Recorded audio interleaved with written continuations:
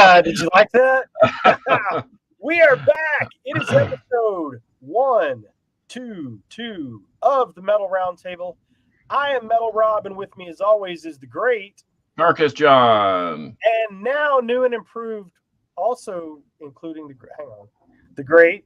There you go. Yeah. Insert nickname. Insert nickname here. Yep.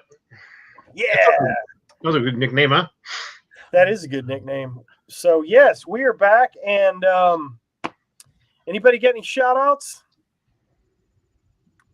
There's a new... Oh, okay. Yeah, go ahead, Carcass. I got a shout-out.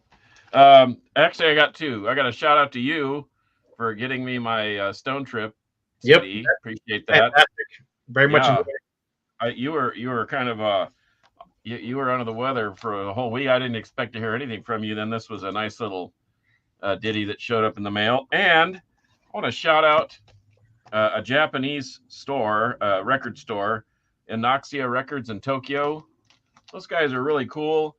And for a little less dough, they even told me about a way to get something a little quicker. This thing arrived in 6 days from Japan. So and it was cheap. It was almost as cheap as US postage. So anyway, this is a really cool Blood Incantation. It's got a Blu-ray of like all the instrument. It's an instrumental version of all the tracks, which is kind of cool because it's kind of like a jam thing. So anyway, thanks. Shout out to those guys, and shout out to you, Mr. Hair Metal Rob. Hell yeah, and boy, are we going to prove that shit today. Oh, my gosh. I was just going to shout out the guys in Stone Trip again. I know that I shout them out a lot, or, seem to talk about them a lot. But, man, I just love that EP from front to back. So I'm glad you boys got yours that I mailed out. And I just freaking love it. I appreciate it. Definitely. Oh, you're welcome, dude. You're welcome. And I had another one, and I can't think of it right now. So, Scott, now we go to you. Want to see what I was playing in my car today? Yep. Oh, that's even greater than the Osric Tentacles shout out, I think. Yes. The third album from Faith Bomb. Damn it. Bandit in Place. Needs a vinyl release. Oh my gosh. Can I redraw the cover? I don't know, maybe. I mean, I'm not associated with it, so I don't know what you're talking about. These aren't the droids you're looking for. Move along. That's right. That's right. Scott got me. Okay. We decided, because we've had a little bit of guest shuffling today, which is always no problem, because, like we're just metal dudes meeting up in a bar and talking about metal. So I threw out the idea. We've got like 30 unused ideas. And just today, while I unprofessionally checked my text messages, because I thought it was a guest, potential guest, we decided to just throw one out there today, an hour or two before the show. And so today we are going to talk about some of our favorite. Oh, yes. I'm sorry. Please. I would be remiss. There's no way, but it's the 26 letter one, right? Right. This starts with an X, and I don't even. And they have, if your name is so long that you have a nickname, that's just ridiculous. So anyway, but I figured since we're talking about extreme metal today, that I get that's as extreme as it gets. Pile of sticks. And I wore my Princeton Record Exchange shirt from Princeton Record Exchange. Isn't that Canada? No, up in New Jersey. Yeah, New Jersey. Oh, Jersey. Yeah, great little shop, man. If you're ever up around the Princeton campus, man, it's right off the side of the campus, and it's a great store. I love it. Went there back in the summer with a buddy of mine from out in Pennsylvania. We drove over there and checked it out. So I finally am wearing the shirt that he sent me, because they did not have any black ones in stock when I was there, and of course I ain't wearing no green shirt. So all right, so anyway, we threw this out a couple hours ago before the show, and we are going to talk about my limited knowledge. That's what we're going to end up talking about, is my limited knowledge of extreme metal. So here's a couple of funny things for you guys. I've bought a whole bunch of black metal lately, and I mean a bunch. Carcass has seen it. Bought a couple of collections.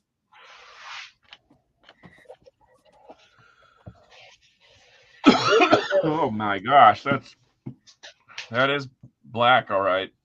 So I have been listening to. I'm going to try to say it the way he says it, and I don't have any. Why didn't I set that stuff here? I have been going through the documentaries on black metal. I've been reading a little bit online about the history of it. In this collection, I had some Burzum, I think is how he says it. We say Burzum.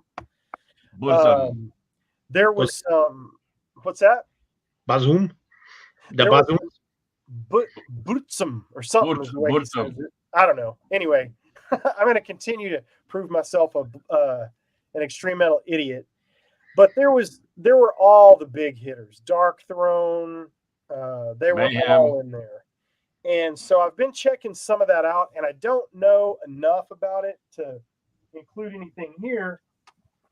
But I did get a bunch of black metal in, and you'll be seeing that soon. So we decided we were going to go with 5 of our favorites. And Scott calls and goes, "Hey, man, can we do 7? Because I've pulled 15 already. I can't narrow it down." So I'm going to show you the width and breadth of my extreme metal collection. I'm not talking heavy, super fast thrash, extreme metal. How many is that? Is that 7? That's 8. Oh. So I quickly scanned my entire CD collection because I was like, oh, man, I'll find 5, 10, 15. I'll find a bunch. No, I found 8. So I will tell you about all 8 of those, I guess. I got a pile sitting over there that I'm looking at that I didn't include. That I keep wondering, should I have included that one? Should I have not included that one? It's ridiculous because I pulled about 40 and tried to hone it down, and this was an unfair request. Well, you're our extreme metal expert, and this is just our favorites. It's not a top 5 or anything like that. Oh, okay. In my case, it will be. But we're just going to talk about some of our favorite extreme metal albums and bands. I'll kick it off, and if we go quick, Carcass can read off his notepad of 48 titles that he owns. No, I got 7. That's it. All right, so here we go. I'm going to start off, and these are in alphabetical order. They're not in any kind of, I didn't rank them or anything like that because it's just some of our favorites. Carcass turned me onto this, and he showed this a minute ago. You turned me onto these guys within the last year or two, I think, maybe a couple of years. And I think it was because you wore one of the shirts on the show early on. Yep. And then I think I had an extra copy of one of the EPs, the one with the skull and bones rotating around Jupiter. Yeah. Anyway, I don't know if I had. It was on vinyl, but anyway. Okay. Yeah. So, Blood Incantation, I believe I'm going to get this right, from Denver, Colorado. I absolutely love this. Extreme metal really has to strike me for me to be into it, and especially for me to buy it. Now, live, I love some extreme metal live. I dig that all day long, but I don't own a lot of it and listen to a ton of it.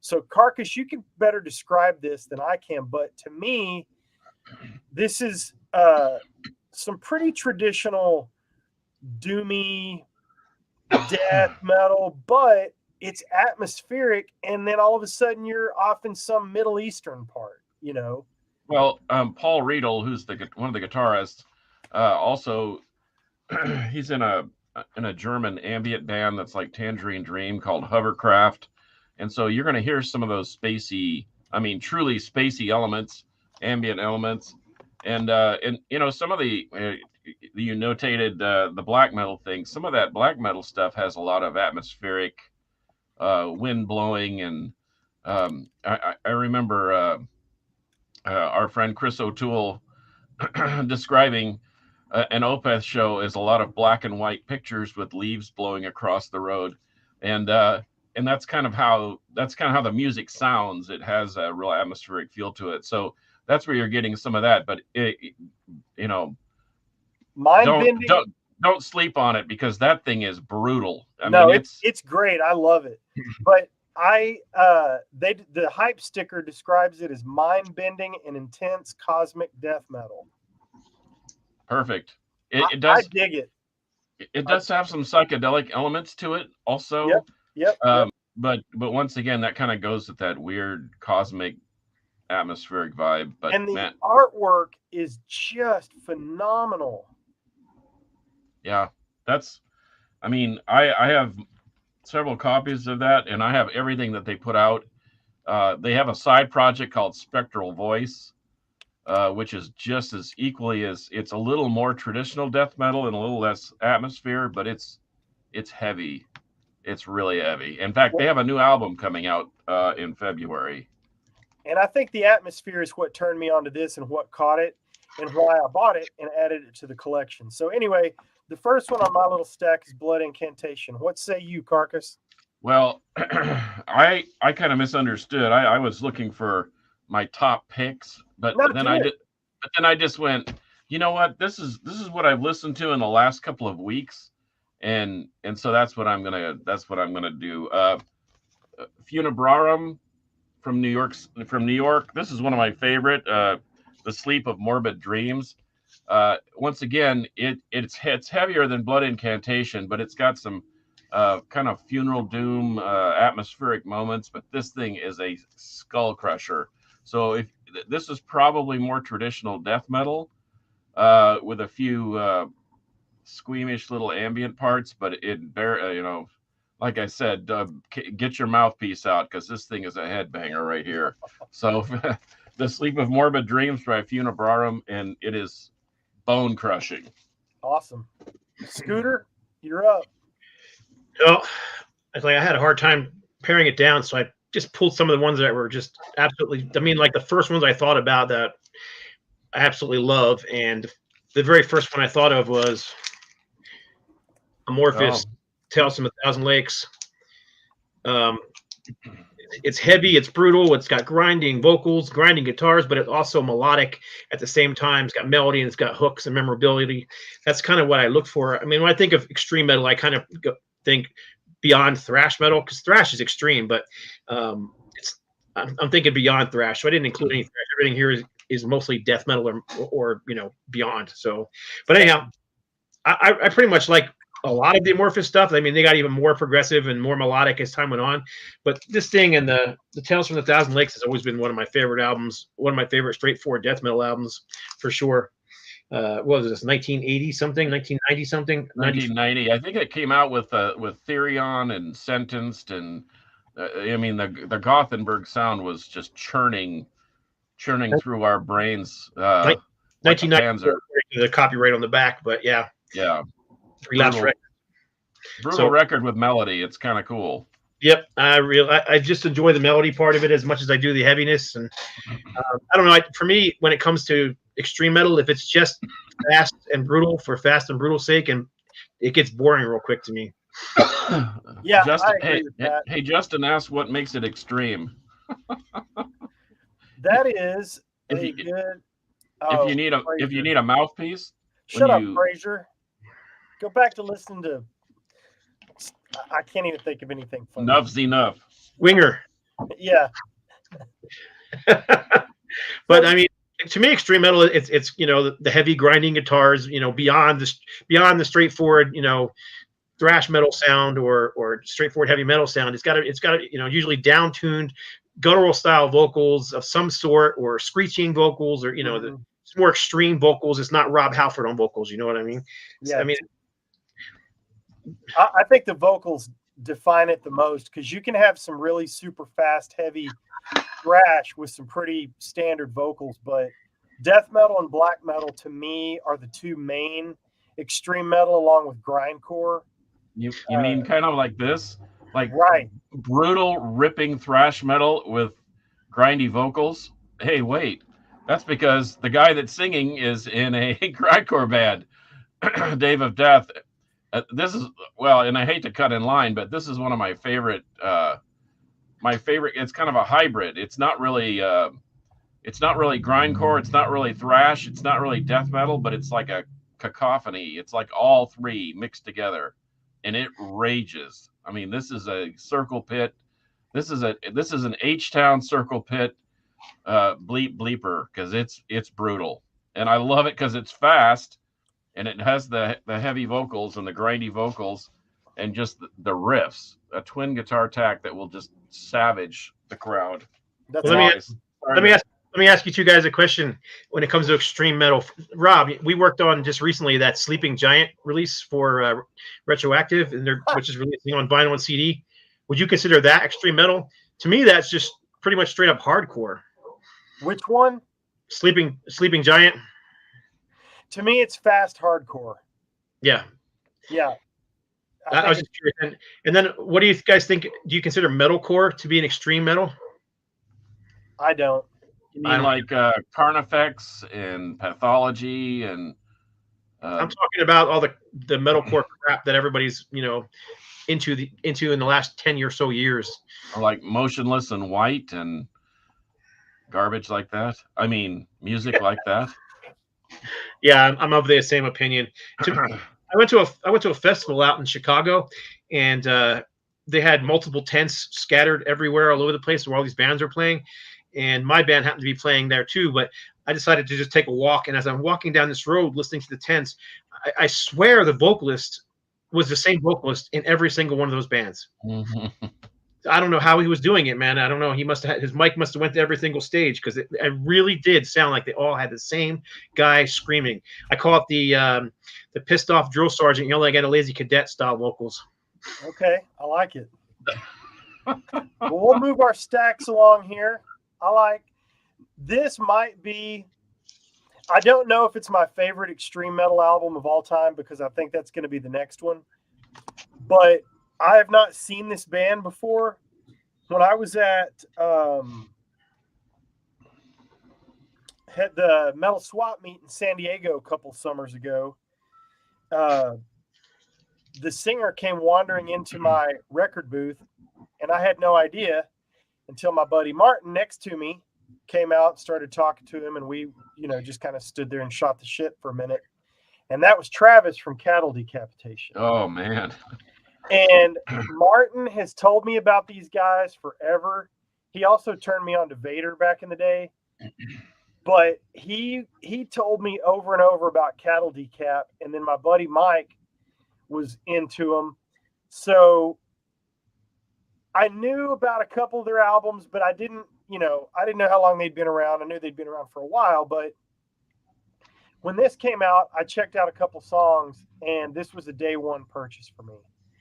This is just absolute fine art. This is hanging on the Louvre of extreme metal, hanging on the wall in the Louvre of extreme metal. Have you ever seen them live? No, but I would like to. It's totally incredible what he can do vocally, and he carries like two mics with him, and they each have different effect on them. It's really cool, man. They also have a side project called Murder Construct.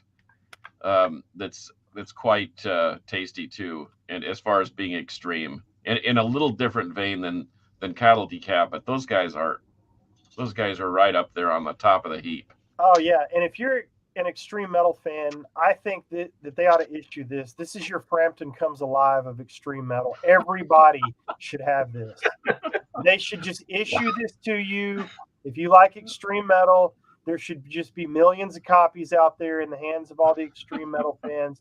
Death Atlas. This transcended all the way down to my collection full of Cinderella and Poison, and I freaking love it. Well, we're getting some recommendations here too. Tomb Mold, and I love those guys. Yeah, I'll throw some comments up. Necrophobic, Mortification, Scrolls of the Megaloth. I'll go next. Ready? Go ahead. Fire away. I knew it. I knew he would have that one. I love this album. I've loved it since 1992 when it came out. These guys were right on the same heap with all the bands on Nuclear Blast back in the day, and I'm trying to think of other bands that were Nuclear Blast at the day. Carcass. Who else was on there? They were on Earache, but yeah, you're right. Gorefest. Dang, there was so many of them. I can't think of any. Revenant, Ripping Corpse.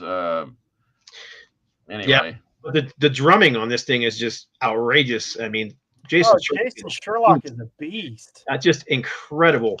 And I don't know, I just loved it. It's just straightforward death metal, but it was pretty unique for the time. There wasn't a whole lot of bands that sounded exactly like this. Now now this kind of sound is a dime a dozen. You can find it anywhere, but I don't know if it was really that much band sounding like this in 1990, 91, 92. So, especially that had a positive message. Yeah, this being their second full-length album. Their first album actually came out on cassette only in 1990. Then they got signed to a bunch of different labels, Intense in the United States, and they put their first album out, and then this was their second one. This happens to be a Nuclear Blast, original Nuclear Blast impression. Oh wow, cool. But yeah, they have this thing's been re-released on vinyl and everything else a million times. But anyhow, fantastic album. Steve Rowe, a wonderful human being, a friend of mine, and I absolutely love that album. And if anybody cares, Steve Rowe is no longer making music because he had a stroke about 2 years ago now, I think, and can no longer play the bass, from what I understand, or sing, and he's pretty much confined to a wheelchair. But it's amazing that the man is still alive. He is the longest living survivor of what did he have? Acute lymphatic leukemia, I think it was. I think that's correct. But he is, whatever it was, his was very rare cancer, and he is the longest living survivor of it. And that happened in what, 1997, Rob? I think so. 96, 97, and he's still kicking. So, good for him. Yep, I think that's right. So moving along to my next one. This is my favorite extreme metal band and favorite extreme metal release of all time. The Mighty Dagon with Terraphobic. I freaking love this album. They sing songs about the ocean and the sea and ships and pirates and the Kraken. There's a song on the end called Ocean Metal, Feeding Frenzy, Sharks, but it is heavy, it is fast, it is melodic, it is musical, it's catchy. There are death metal vocals, there are black metal vocals, and it's just fun. It is so good. This is it. I think I have everything they've put out, but Terraphobic is my favorite album, and it's going to really take something kick-ass to dethrone this from number one in my heart. And the guys are just sweetheart guys too. So Dagon, Terraphobic. It was on the Bombworks label. This came out in 2009. But you could probably find this floating around online, and the band is still active. So check out Dagon on Facebook, and you will not be disappointed. Even a hair metal cat like me can dig it. Spell it D-A-G-O-N, right? I was going to say, Fraser mentioned Suffocation, which is, I know, one of your favorites, Rob.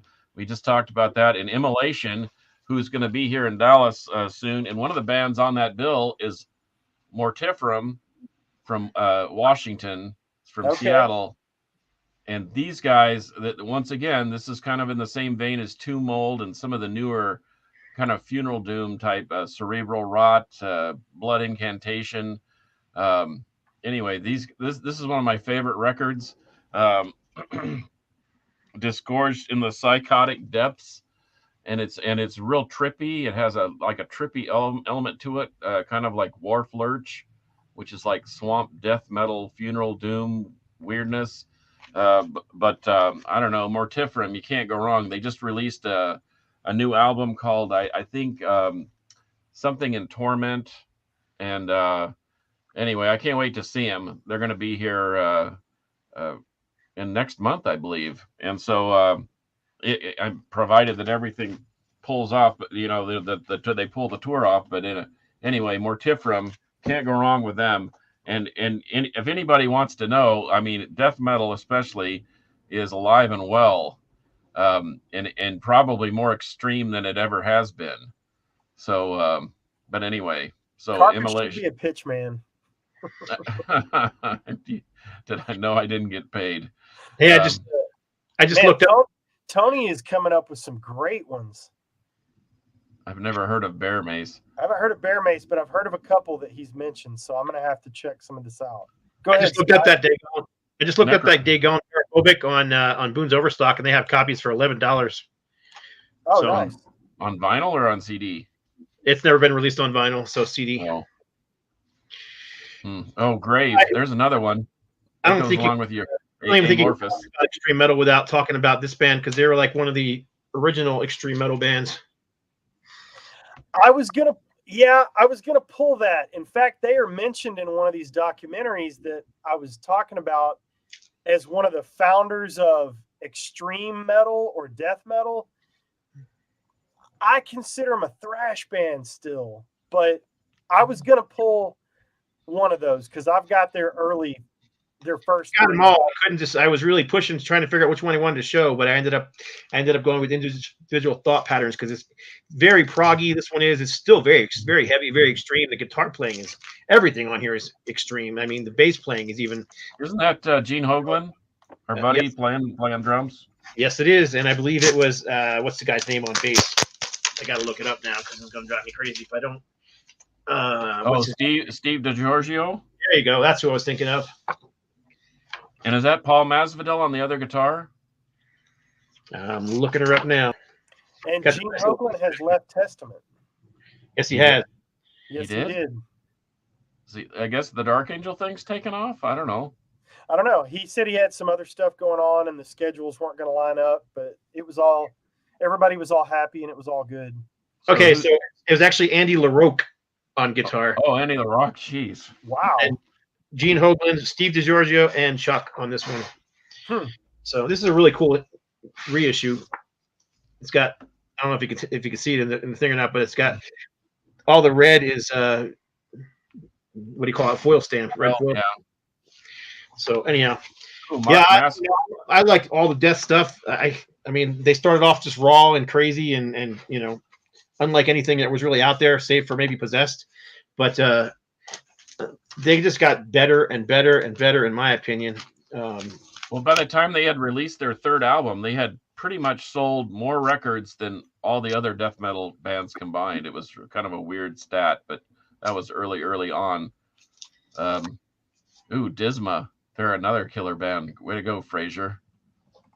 Yeah, the comments are coming in great, man. People are digging the extreme metal. Carcass, we're going to have to get you to do an extreme metal episode outside of this. Okay. Individual Matter is my favorite death album. Yeah, it's hard to pick a favorite, but I mean, you're going to pick one. That's a good one to pick. I just grabbed what I've been listening to recently in the last couple weeks. It's all good. Like I said, it doesn't have to. We're not doing necessarily a top 5, just some of our favorites. And I just don't happen to have an extreme list of extreme metal. So, okay, the next one. This is not meant to kiss any asses of anybody that might have been on the show. This thing connected with me when I got a hold of it, and it has not turned loose yet, and that is Forebode. Oh. Not just because they play it in your living room, not just because we know the guys. This thing is awesome, and it connected with me, and the thing that connected with me on this was, well, everything is great. The drums are great. The bass is fantastic. GG of Doom just killing it. But man, Eddie's riffs, dude, the riffs on this thing are just ridiculous. And TJ, and you talk to TJ, and he's such a cool cat, nice guy, easygoing.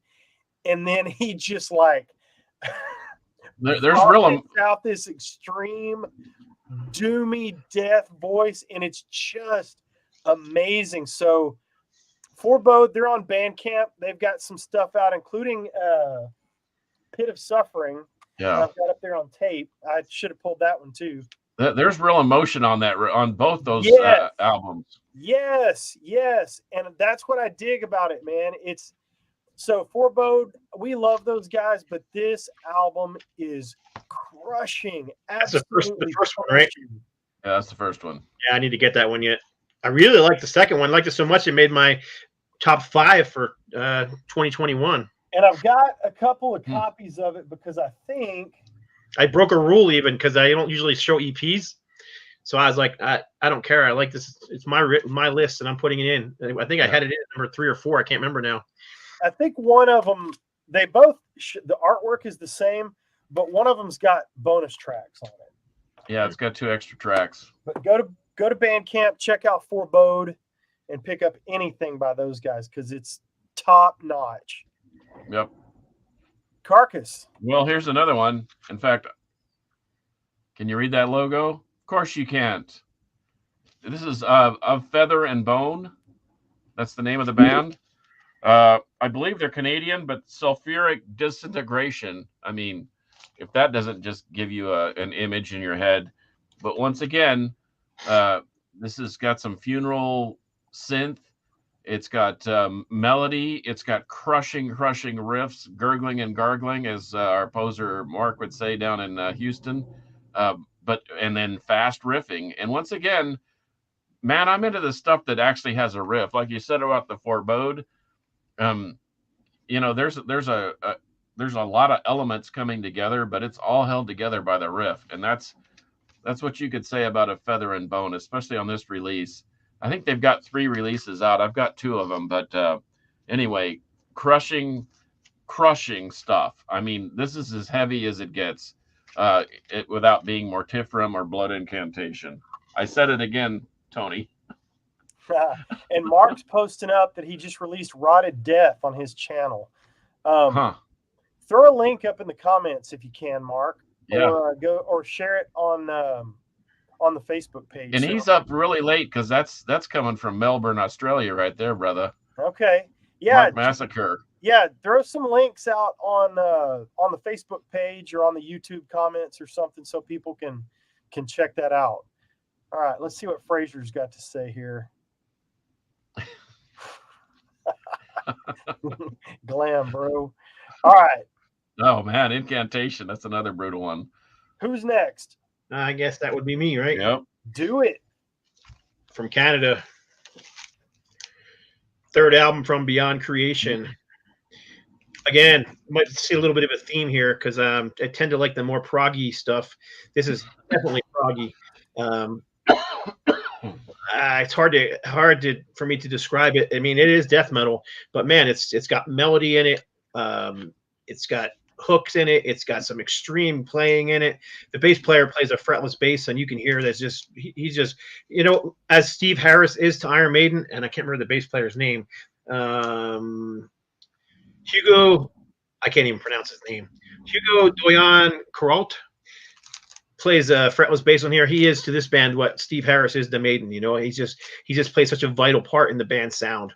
But yeah, this is their 3rd album, and I can't tell you how many times I've listened to this thing in the last couple of years, over and over and over again. I bought it on a CD, then I bought it on vinyl, then I bought the deluxe CD. So if I like something, I tend to buy it. Everything that's around it. So great album from them. The hype sticker says deliver another ferocious blend of technicality, melody, and brutality combined with beautiful progressive interludes. So anyhow, what label is that on? This one is on, I don't know. I have no idea. You sent that to me. What's that? You sent that to me, Scott, and I listened to it, and it reminded me a little of Obscura, or that kind of real super technical death style. Yeah, I don't know what label this is on, but I mean, I picked them up on Amazon, so the CDs and the vinyl I picked up on Amazon, so it's not hard to find. There's literally no label on the back of this thing. Huh. Maybe it's an indie release. Maybe. Cool. I have not heard the new Tony Martin yet, but I intend to. Oh, good. He's going to link Rotted Death in the comments. Awesome. It's me. Oh, you guys will think this is funny because I don't know if either one of you have heard of this or have it. My buddy Lynn Felmet, we used to hang out at his house after school all summer long, whenever. And I guarantee you he still has this. And I got to get the cassette. Sorry. Excuse my sweatpants. I am wearing sweatpants. So it's am I. like the news guy. He gets up and you can see that he's wearing, tennis shoes and shorts. I work from home today, so I'm wearing them too. Except mine are So- minor. Look at this. Those are cool, huh? They look like, They rule. yeah. They look like jeans. I've got some of those. Yep. They're Jeans. horrible. Yeah. So, My kids bought them for me for Christmas one year. so here's my probably introduction to any sort of extreme metal, outside of Wasp and Kiss and Metallica and all that shit we were listening to back in the early and mid 80s. My buddy Len Felmet was the king of heavy metal. He had everything at his house. I guarantee you he still has this. And when I started getting my collection together, suited toward, stuff that I loved or stuff that I was tied to from my past or whatever that made an impression, this came up. This is the Mace album, Process of Elimination. It was fast and it was on Restless. And the song that I was drawn to back in the day that I remember was called Drilling for Brains. Mace, Process of Elimination. This is like 80. 87 or 88. Okay. Well, but I'm thinking mid 80s, but I could be wrong. Anyway, he had this, and I was like, that is the noisiest freaking stuff I've ever heard. And he had the cassette. So I went and found a sealed cassette on eBay or wherever. And in the meantime, I have been looking for years and years for a copy of that on CD because I think I have the vinyl as well. Well, guess what? About a week ago, here it came. Mace, Good. Process of Elimination. A Japanese copy, no less. They've got two albums. I don't remember what the other one's called. It's down there. And I can't Awakening Records. So anyway, I would be interested to see if this is just too goofy or old and weird for you guys, but to me this was probably my introduction to what I might have called extreme metal. So go to YouTube, look up Mace Drilling for Brains, and enjoy yourself. Oh, car crash. Oh, I'm up yet. I'm up next. Undergang. I can't believe I've never heard of Mace even. No, I've heard of Mace. Oh, okay. Yeah. Sorry, go ahead. But Undergang. It means something, and it doesn't sound like it sounds like it means something. But anyway, it's Danish. I think it means below the gang. Thanks, Metal Overkill. Beyond Creations on Seasons of Mist records. There you go. Man, if you want heavy, this is it. These guys are down tuned as far as you can get without. I think they have bass strings on their guitars. They're so down tuned. But Dave is a super good guy. He does his own artwork. He does his own production work.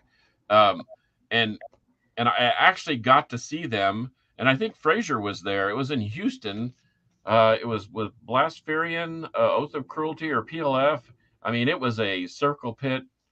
It was a mouthpiece kind of night.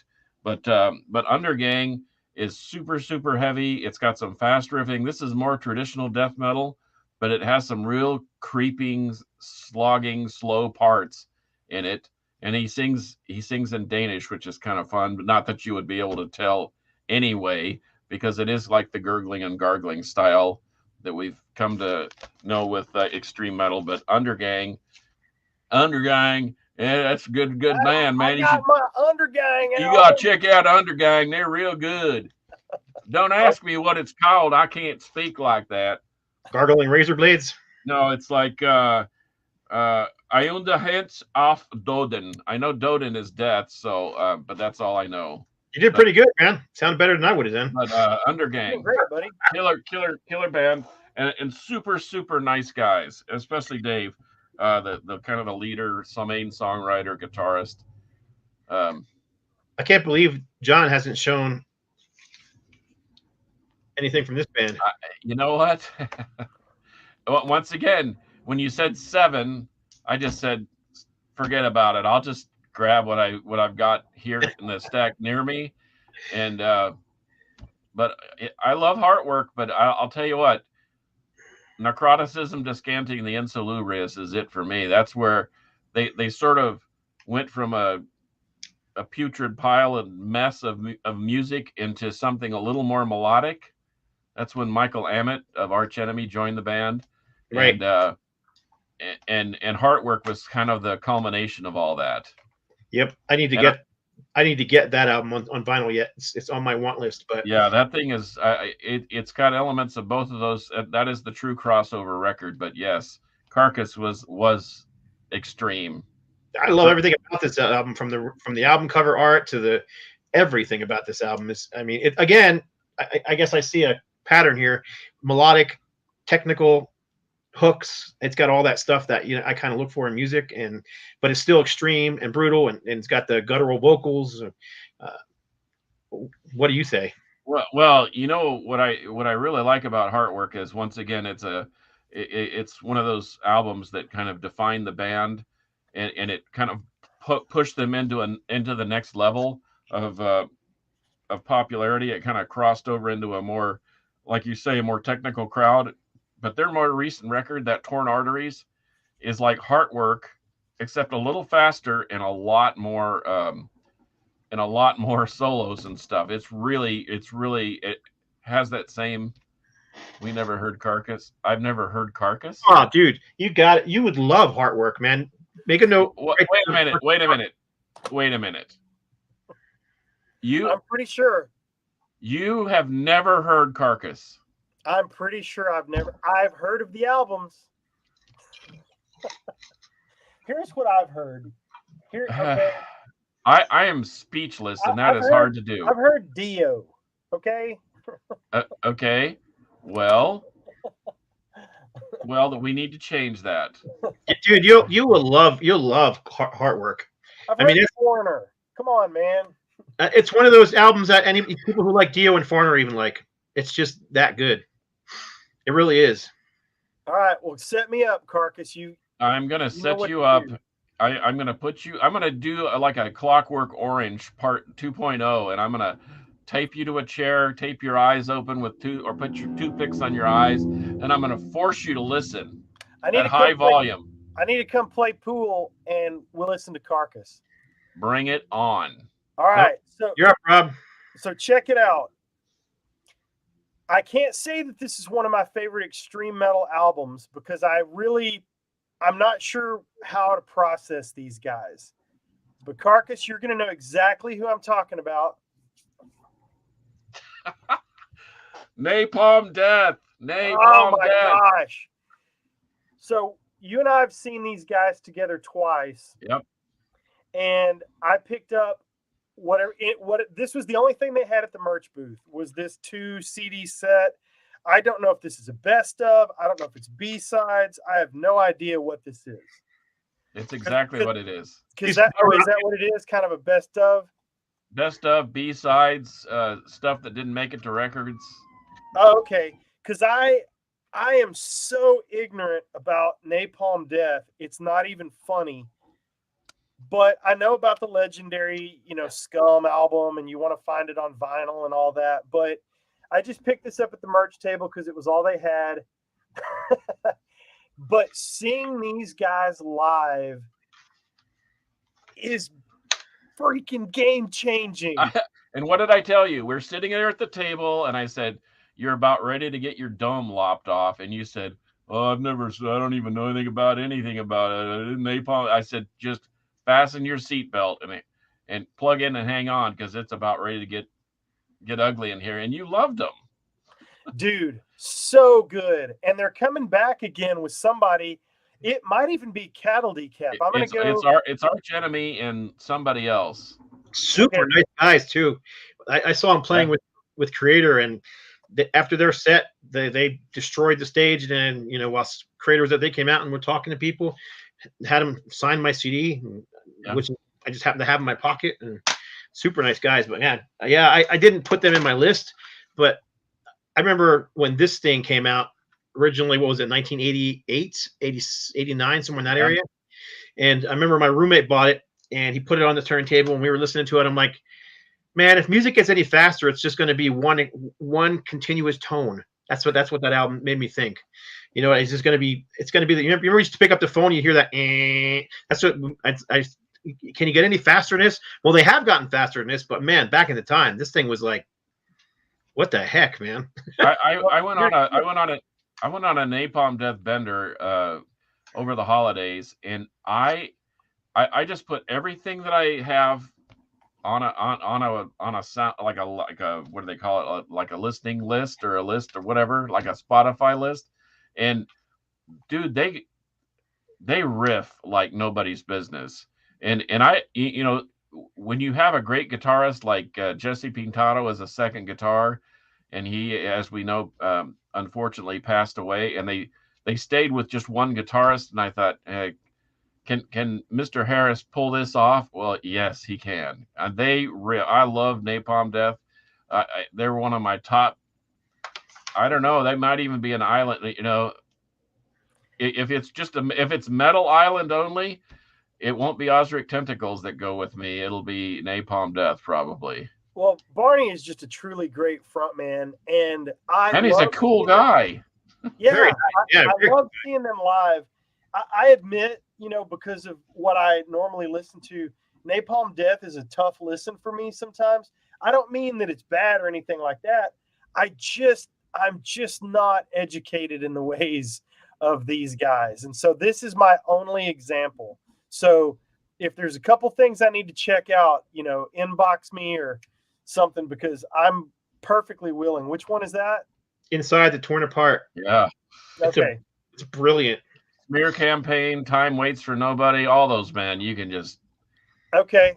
So Carcass hit it. I'm going to nonchalantly go over to the Cattle Decap page and look at tour dates. Okay. Well, and I noticed, you know, thank goodness for Fraser Dawson sometimes. Pretty Little Flower, PLF, we've already mentioned them. That's Oath of Cruelty, basically with an added guitar player. But I'm going to stick to H-Town because there's something in the water down in the Gulf Coast. Cryptic Void. This is like 2-minute death metal songs with a little grinding edge on them. These are members of Insect Warfare, Descent, War Master. I mean, you name a band in Houston that's any good, and these guys used to play in them. And man, I love Cryptic Void. They can't put out they just put out 2 7-inches and a split. And anybody that is into fast music and heavy music needs to check out Cryptic Void from Houston, Texas. Like I said, there's something in the water down there in H-Town, and I absolutely love it. In fact, so 3 of my 7 choices are from H-Town, so I have 1 more left. What could that be? Oh, I know.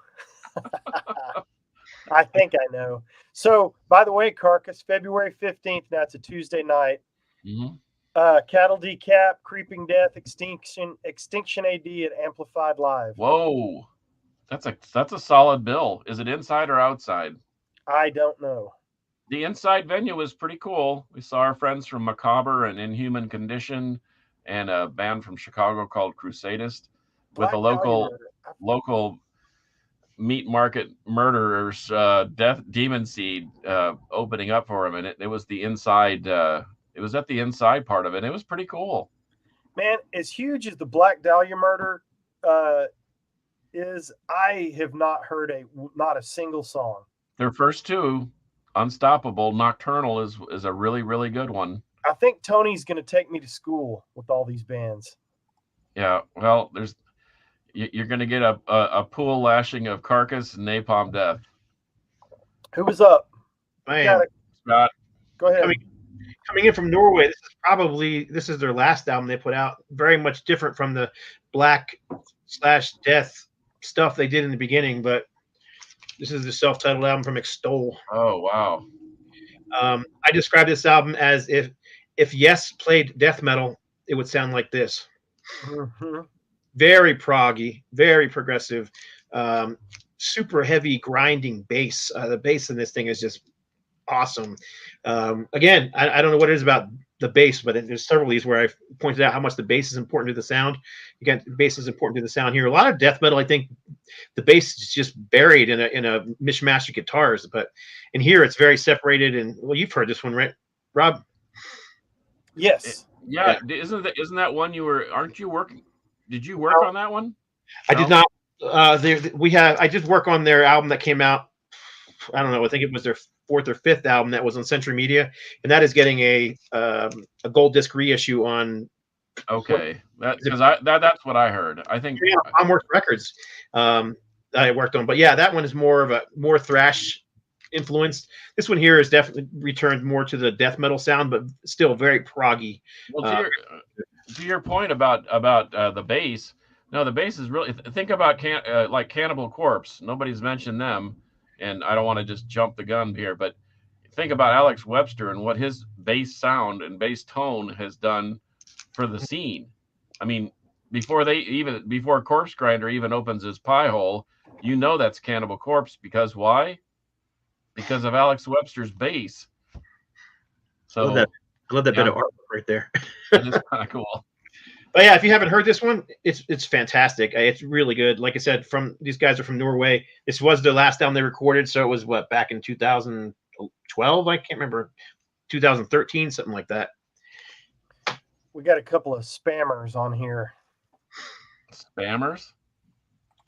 Yeah. It's all right. Ignore them. Oh, I am. Okay, sorry, I was distracted there for a second. Carcass, you and I just talked about this band. I know that there are a million other things that I need to check out by these guys, but when I was in the height of my record collecting, they had an album come out, and I bought it on a beautiful picture disc, and I love it. I've heard a couple other ones by these guys, but I really like this one, and that's Suffocation. Oh, yeah. Pinnacle of Bedlam. I love this, and Mark always tells me, no, man, it's got to be this album or this album. And that's totally cool. But, man, I dig Pinnacle of Bedlam. Is this the best death metal band in the history of the planet? Could be. Maybe. Like pure death metal? I mean, they call Napalm the godfathers of grind. So, and they call Carcass a grind band, too. So, I don't know. But if you're talking about 2 guitars, a bass, drummer, and a singer singing pure death metal, yeah, maybe so. I'd rank them right up there. Yeah, Mark Fields and I agree that this is the greatest death metal band of all time. Pure death metal. Well, that's saying you just something. tuned in, by the way. You're up. Yep. Here, Mark's got a couple recommendations for us. I bet he does. Oh, yeah, Wormed is brutal. Oh, okay, and Mark agrees with you. Yeah. I mean...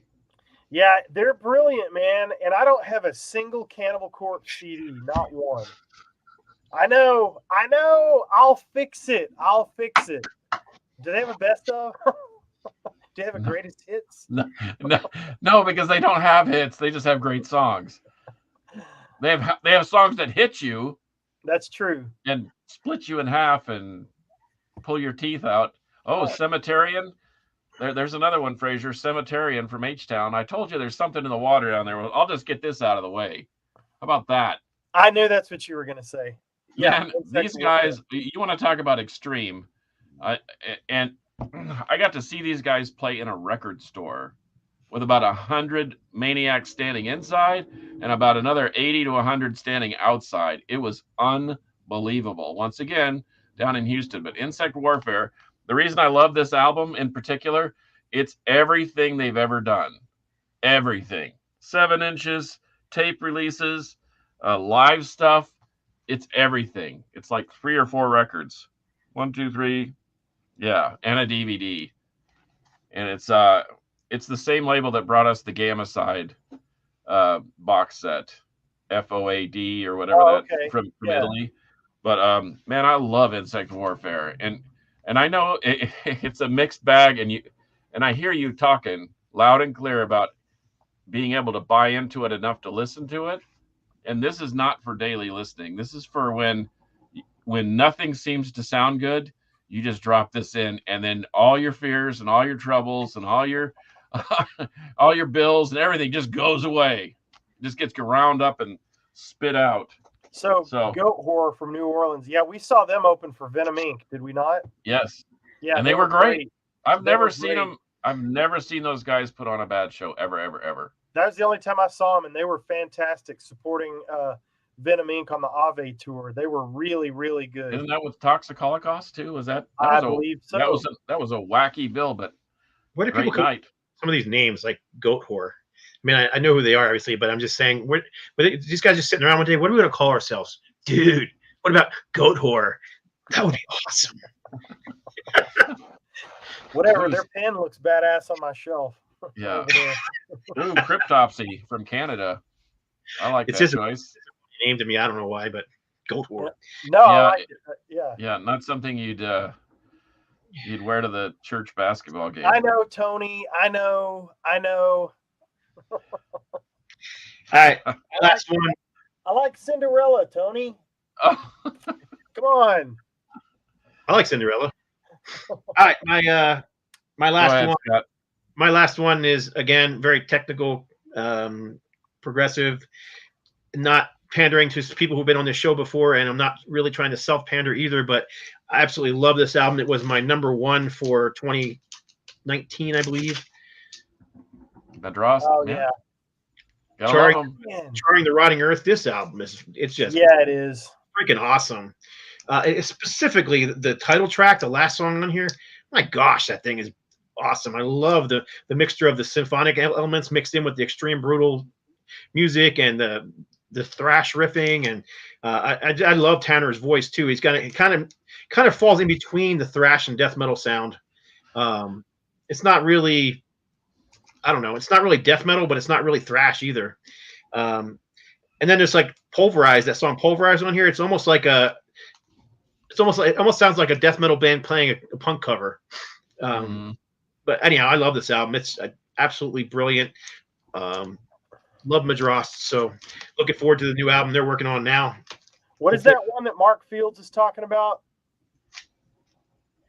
Goat Penis is even a funnier name. I just wanted to hear one of y'all say Goat Penis. I knew what you were doing, and I wasn't going to say it.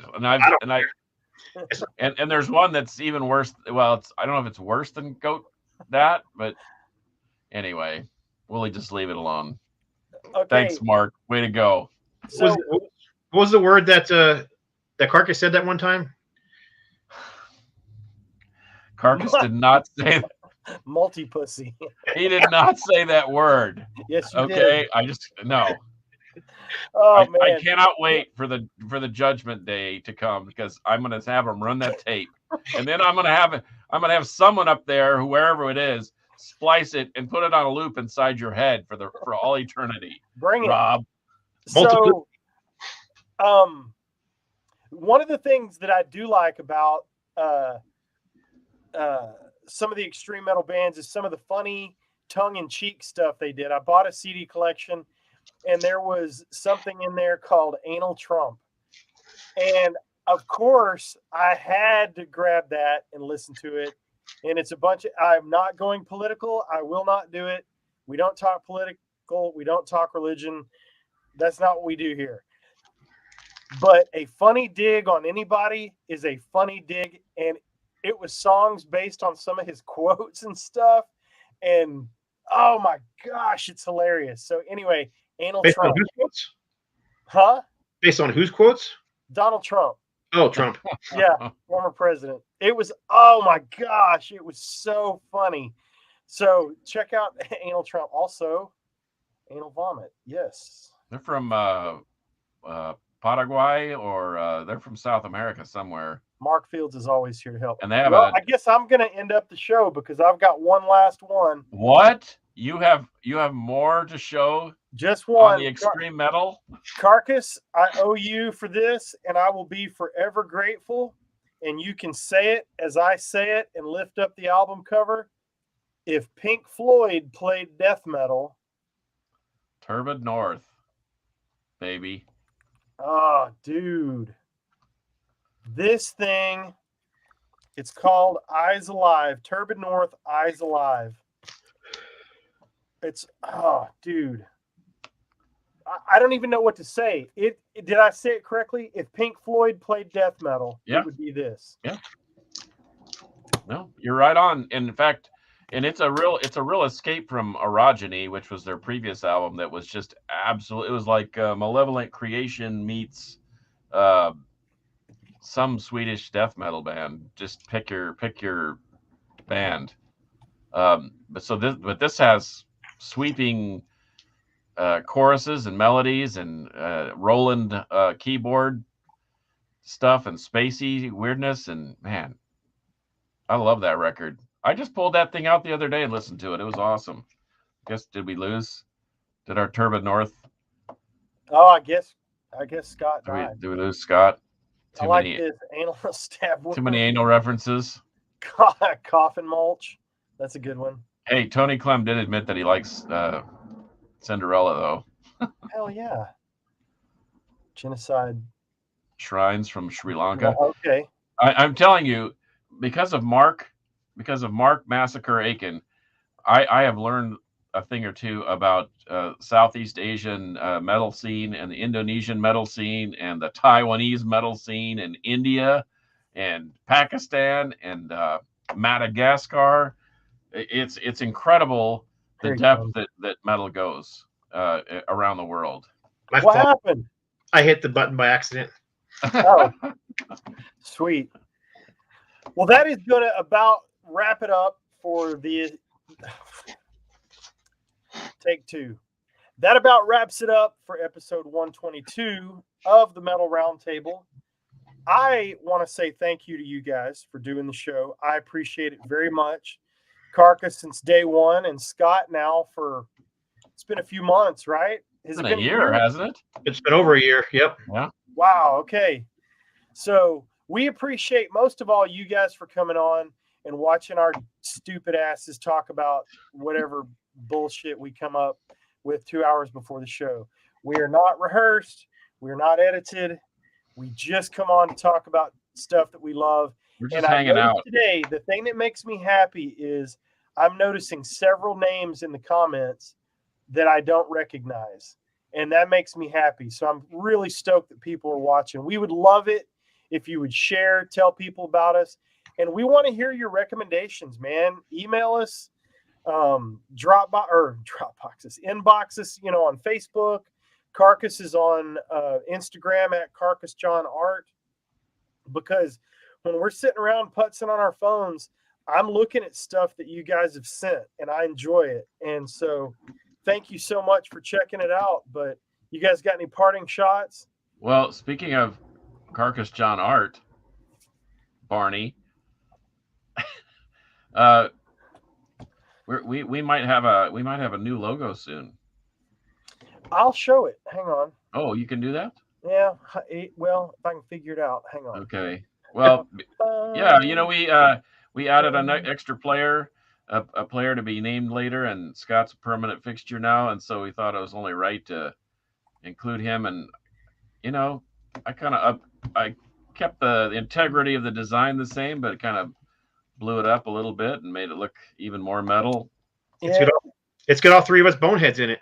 Yeah, it sure does. And I don't know, maybe I'm gonna show it. Shirts, stickers. I'm gonna show it.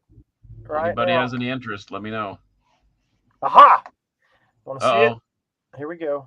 I'm going to show it right now. Here's the new Carcass. Just unveiled this the other day, and it's going to go up in the corner there.